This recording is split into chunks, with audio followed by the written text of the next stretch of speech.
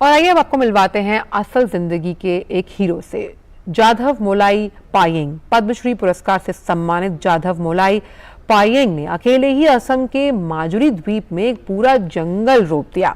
हमारी धरती को एक ऐसे पर्यावरण कार्यकर्ता को जन्म देने पर गर्व होता है जो एक ऐसी दुनिया बनाने के लिए काम कर रहे हैं जहां मानवता और प्रकृति सद्भाव में रह सके। देखते हैं ये गुड न्यूज।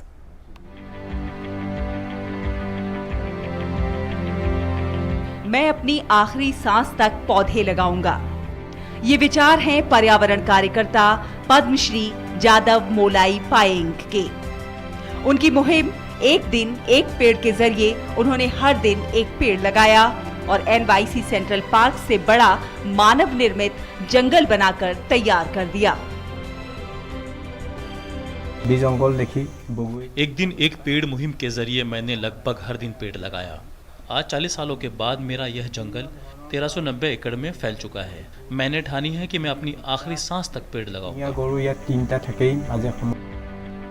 दरअसल 16 साल की उम्र में असम में एक हाशिए के आदिवासी समुदाय के गरीब किसान और भैंस व्यापारी के बेटे जाधव मोलाई पायेंग ने सैकड़ों मरे हुए सांपों को देखा, जो भारत में ब्रह्मपुत्र नदी में स्थित दुनिया के सबसे बड़े नदी द्वीप माजुली रिजर्व में एक बड़े सूखे का शिकार थे। इतनी कम उम्र में भी उन्हें पता था कि उन्हें क्या करना है। इसीलिए 1979 में 16 साल की उम्र में उन्होंने बंजर मिट्टी में एक दिन एक पौधा लगाना शुरू कर दिया। अब 40 से अधिक वर्षों के बाद उनका जंगल 1390 एकड़ में फैला हुआ है, लगभग 15 फुटबॉल स्टेडियमों के आकार का।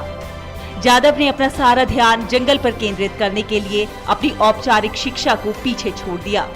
इसके लिए पायेंग ने बांस लगाकर शुरुआत की और फिर अन्य पौधों को लगाना शुरू किया। जैसे जैसे उनका जंगल घना होता गया, वैसे वैसे निवासियों की संख्या भी बढ़ती गई। जल्दी ही जंगल पक्षियों की सैकड़ों प्रजातियों से भर गया, हिरणों, गैंडों और बाघों के साथ, और यहाँ तक के हाथियों का एक झुंड भी साल में 3 महीने इस जंगल में रहता था। जाधव पायेंग का मानना है कि इस ग्रह पर मनुष्य सहित सभी प्रजातियां जानवर हैं और मितव्ययिता और प्रकृति का सम्मान ही हमारे अस्तित्व की कुंजी है। पायेंग को उनकी पर्यावरणीय सक्रियता और हर दिन एक पेड़ लगाने के लिए सम्मानित करने हेतु उनके नाम पर जंगल का नाम मोलाई रखा गया। सिर्फ इतना ही नहीं, भारत के पूर्व राष्ट्रपति द्वारा उन्हें भारत के फॉरेस्ट मैन के रूप में सम्मानित भी किया गया।